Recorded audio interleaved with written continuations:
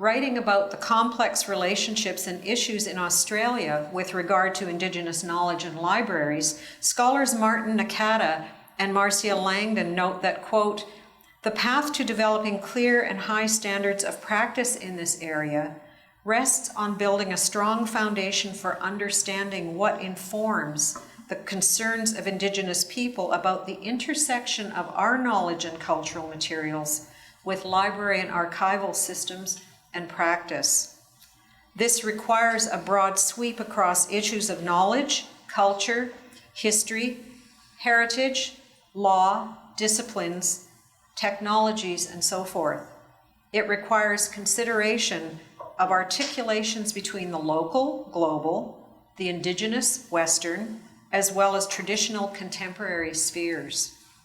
Developing an understanding of these complexities requires the profession to do more than understand Indigenous concerns and perspectives on the issues. It requires as much an unsettling of established practice and the questioning of some of the assumptions on which accepted practice rests," end quote.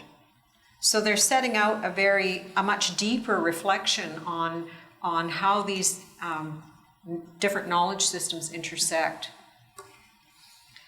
In a similar vein, libraries and archives in Canada are experiencing this same unsettling of practice, and I love that term. Of course, I'm biased, but but this same unsettling of practice as you grapple with how to implement the spirit and intent of reconciliation in your everyday work. I think of the everyday work of reconciliation as decolonizing practice. Some of you have already begun this critical work, and this is evident in the many projects, partnerships, and collaborations with Indigenous communities that already exist across the province and indeed across Canada. I was saying earlier that I, at Congress a couple of weeks ago, was listening to a presentation by academic librarians from across the country who were doing really amazing and very exciting projects with various communities in various ways. So as a non-librarian, I'm going to leave the ongoing work of reframing library education and practice through a reconciliation lens in your capable hands. I don't presume to tell you how to do that. However, I will say that it may be useful to keep in mind the implications of the UN Declaration on the Rights of Indigenous Peoples for your work. As legal scholar Bradford Morse explains, quote, "International recognition of the Indigenous right to maintain and revive traditions and ceremonies is especially relevant to the work of archivists, librarians, and museum curators. The Declaration speaks both to the Indigenous rights in this regard as well as state obligations in Article 11, which reads, first, Indigenous peoples have the right to practice and revitalize their cultural traditions and customs. This includes the right to maintain, protect, and develop the past, present, and future manifestations of their cultures, such as archaeological and historical sites, artifacts, designs, ceremonies, technologies, and visual and performing arts and literature. And second, states shall provide redress through effective mechanisms which may include restitution developed in conjunction with Indigenous peoples with respect to their cultural, intellectual, religious, and spiritual property taken without their free, prior, and informed consent or in violation of their laws, traditions, and customs," end quote. So there again, just sort of setting your work and your deliberations in a broader context. So in closing, I'm going to offer, this is where I'm going to go from the personal to, from the bigger picture and what the vision of the TRC's vision of reconciliation was, and bring it down to a more personal level. So I want to offer a few reflections on how I see the role of non-Indigenous Canadians who want to work in solidarity with Indigenous peoples on this journey of reconciliation. So regardless of whether our ancestors arrived here many generations ago or only last year, we all have a responsibility to educate ourselves about the history and legacy of the residential school system.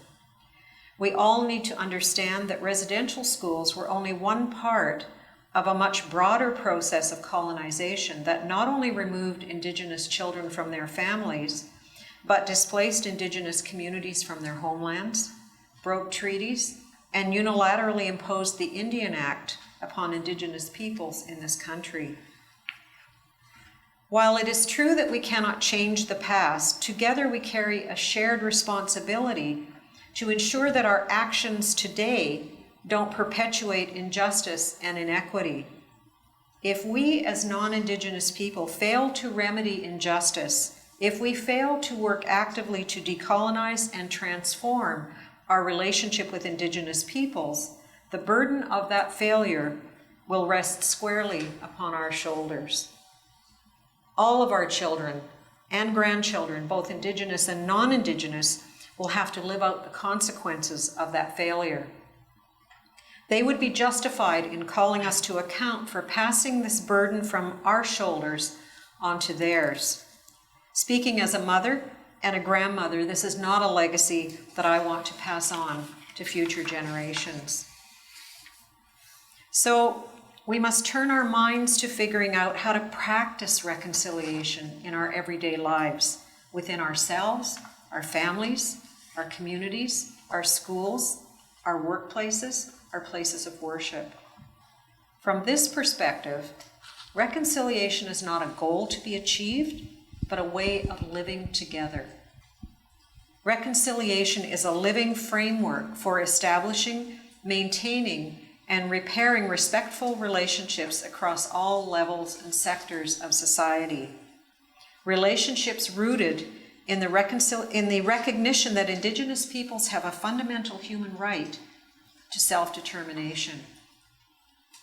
Relationships based on recognizing and respecting the reality that Indigenous nations across Turtle Island have their own long histories of diplomacy, treaties, and peacemaking, their own spiritual and political philosophies, governance systems, and laws. A living reconciliation framework is one in which Canada's political and legal systems, educational and religious institutions, and the corporate sector function in ways that are consistent with the principles, norms, and standards set out in the UN Declaration on the Rights of Indigenous Peoples, and which Canada has now endorsed without qualification. I have been fortunate.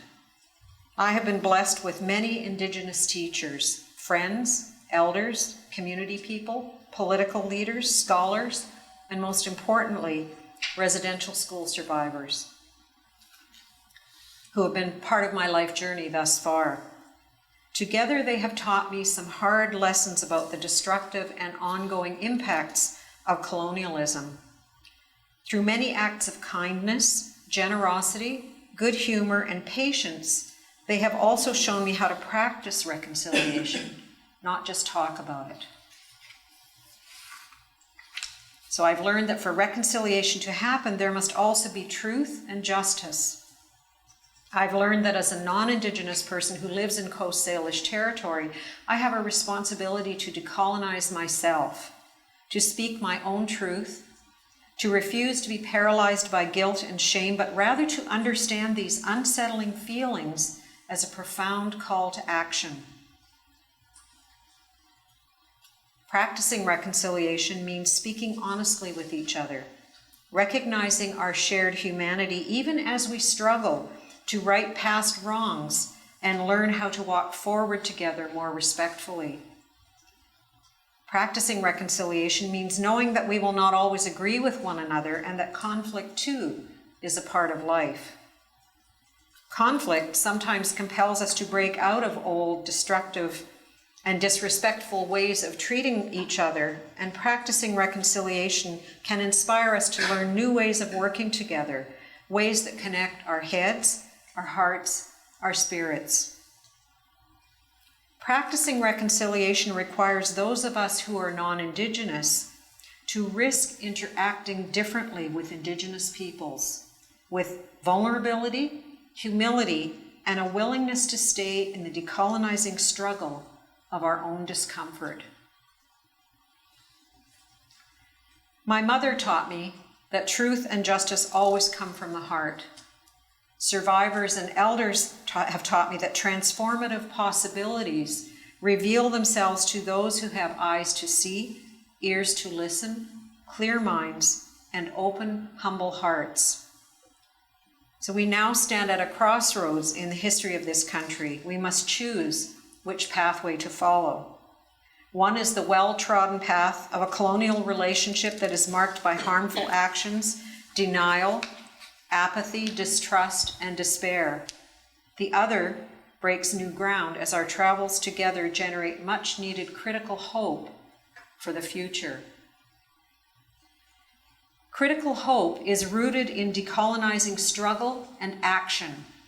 As non-Indigenous people, we accept responsibility for doing our own decolonizing while also working in respectful and humble partnership with Indigenous people to generate critical hope, vision that is neither cynical nor utopian, but rooted in truth as an ethical quality in the struggle for human dignity and freedom.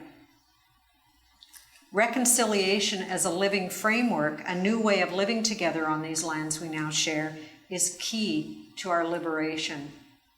We can then understand practicing reconciliation as an act of wildly radical living hope.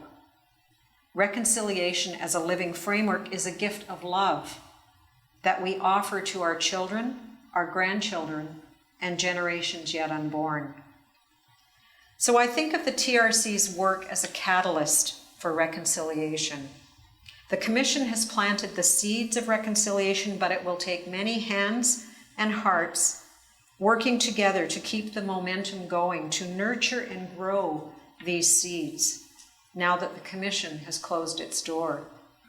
So I wish you all well as you continue on your own decolonizing journeys of reconciliation.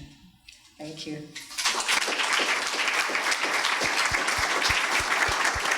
Thank you.